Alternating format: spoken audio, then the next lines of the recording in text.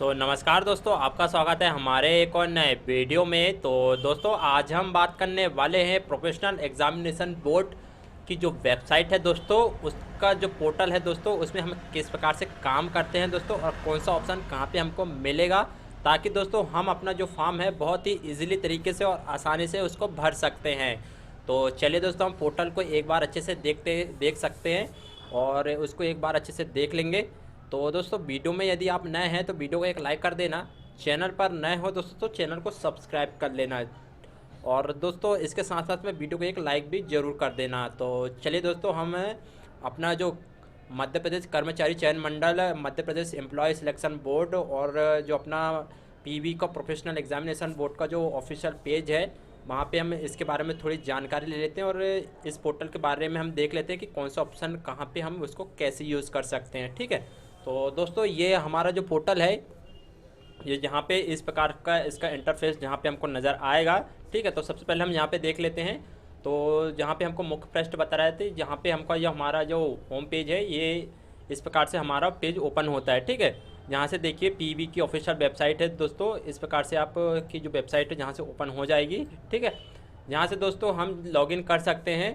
ठीक है, हम कभी अपने पास जैसे कि मध्य प्रदेश की आपके पास आईडी होगी, आपके पास कियोस्क होगा या G2G या नागरिक आपने किसी से भी रजिस्ट्रेशन किए होंगे, तो आप उसके ज़रिए जहाँ से लॉगिन करके आप उसका फॉर्म भर सकते हैं। ठीक है, और नीचे आ जाएंगे दोस्तों, तो जैसे कि नागरिक है तो नागरिकों का जहाँ से पंजीकरण हम कर सकते हैं, और जैसे कि हम किसी के कारण, किसी गलती के कारण अपना पासवर्ड भूल चुके हैं, किसी का भी भूल चुके हैं, कियोस्क हो, G2G नागरिक किसी का भी हो, आप जहाँ से उसका पासवर्ड फॉरगेट कर सकते हैं। ठीक है, तो हम फिर से होम पेज में आ जाएंगे।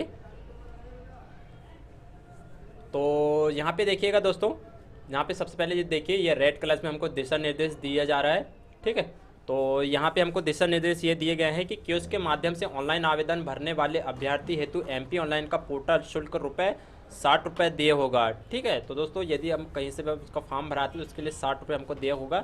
इसके अतिरिक्त रजिस्टर्ड सिटीजन यूज़र के माध्यम से लॉगिन कर फॉर्म भरने पर पोर्टल शुल्क ₹20 दिया होगा। तो दोस्तों, जो हम अपना जो फॉर्म भराते हैं सिटीजन यूज़र के माध्यम से, उसका हमको जो ₹20 है वो हमको देना पड़ेगा। ठीक है, अब इसके बाद दोस्तों आप यहाँ पे देखिएगा, यहाँ पे लिखा है उम्मीदवार प्रोफाइल पंजीकरण। तो दोस्तों यहाँ पे हमको सबसे पहले अपना पंजीकरण करना पड़ता है।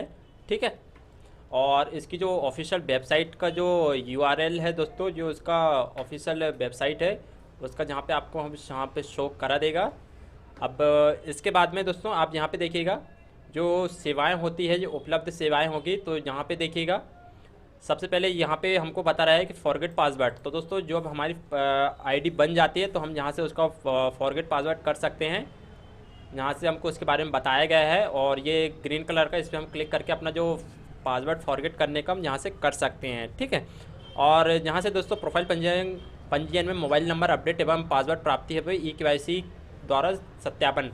तो दोस्तों यहाँ से हम ऐसा करते हैं कि बाई चांस हमारा कभी हमने फॉर्म भरे हों और वो जिस नंबर से हमने उसका फॉर्म भरे हैं वो नंबर हमारा कहीं पे गुम चुका है या लॉस हो चुका है, तो और आपके पास एप्लीकेशन नंबर है, तो आप उसके ज़रिए आप क्या करेंगे कि आपका एप्लीकेशन नंबर में, आपके फॉर्म में आपका नया नंबर यहाँ से आप उसको अपडेट कर सकते हैं। ठीक है, बाकी दोस्तों जितनी भी जो वैकेंसी आती हैं, जैसे कि अभी जहाँ वर्तमान में अभी जहाँ पटवारी के पदों पर जहाँ पे भर्ती आई हुई है, तो ये जितनी वैकेंसी आती है यहाँ पे हमको उसका शो करा देता है। ठीक है, तो दोस्तों ये तो बात की प्रोसीजर होगी। सबसे शुरुआत की मैं आपको बता देता हूँ। तो सबसे शुरुआत में हम क्या करते हैं, जैसे कि फर्स्ट टाइम पे हम फॉर्म भर रहे हैं, ठीक है, प्रोफेशनल एग्जामिनेशन का हम जो प्रोफाइल आईडी बना रहे हैं।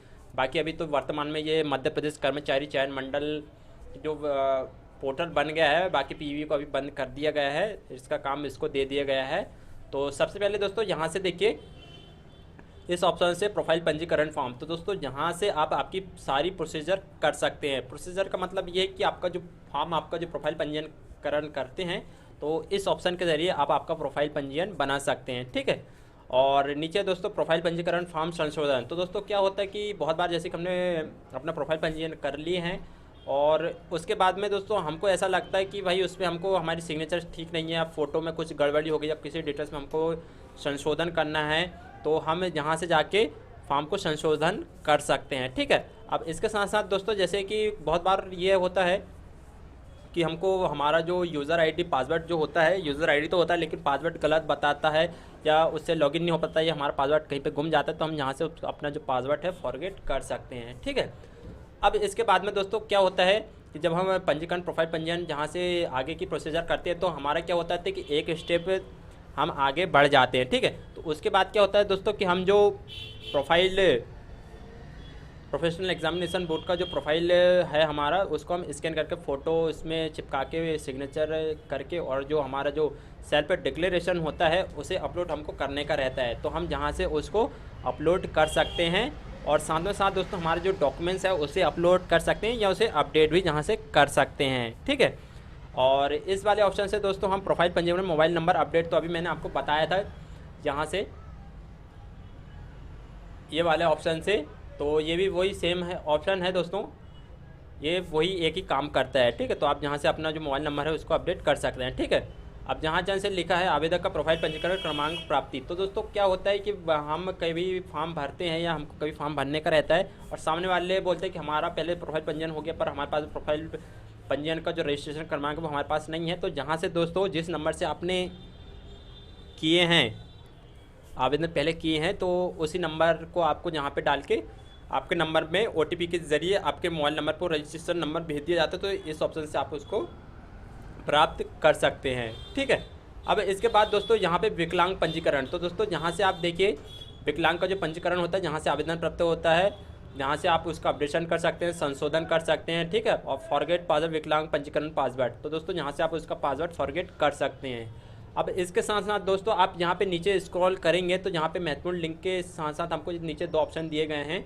ठीक है, तो ये पहला बताया गया है कि भुगतान न किए गए आवेदन का भुगतान आवेदन की स्थिति की जांच करे और आवेदन संख्या खोजे। तो पहले वाले की मैं बात कर लेता हूँ दोस्तों कि जैसे कि हमने किसी का फॉर्म भर लिया, फॉर एग्जांपल हमने अपना पटवारी का फॉर्म भर लिया, MP पुलिस का फॉर्म भर लिए हैं, तो कोई भी वैकेंसी आई है तो हम उसका फॉर्म भर लिए हैं और क्या हो रहा है कि हमने उसका रजिस्ट्रेशन नंबर लिख के रख लिया और हमने उसकी पेमेंट नहीं की है। ठीक है, तो इस कंडीशन में हम क्या करेंगे कि जहाँ से जाके हम उसको क्या करेंगे कि रजिस्ट्रेशन नंबर डाल के अपनी डेट ऑफ बर्थ डालकर पासवर्ड डाल के हम यहाँ से अपने जो फॉर्म की पेमेंट कर सकते हैं, हमको दोबारा फॉर्म भरने की आवश्यकता नहीं पड़ती है। ठीक है, और दोस्तों जैसे कि हमने कभी पेमेंट कर दी, हमारा जो फॉर्म गुम गया है कहीं से, तो हम जहाँ से आवेदन संख्या को जहाँ से खोज सकते हैं। बाकी दोस्तों हम नीचे आएंगे तो जहाँ पे हमको उसकी कॉन्टैक्ट की डिटेल्स दिखेगी, जहाँ पे हमको जो प्रोफेशनल एग्जामिनेशन बोर्ड है उसका जो एड्रेस है जहाँ पे हमको बता रहा है मैप के ज़रिए, जहाँ पे हमको शो करा रहा है।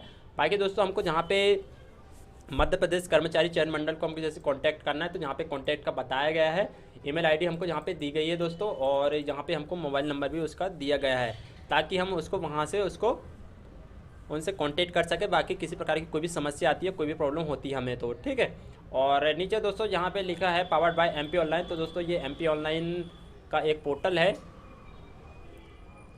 तो ये सही जानकारी दोस्तों मैंने आज आपको बता दिया हूँ कि दोस्तों आप मध्य प्रदेश कर्मचारी मंडल का जो ऑफिशियल जो पेज है जहाँ से हम अपना फॉर्म भरते हैं उसके जो ऑप्शन किस किस प्रकार से कैसे यूज़ होते हैं इस सब की जानकारी मानो मैंने आपको इस वीडियो में दे दिया हूँ।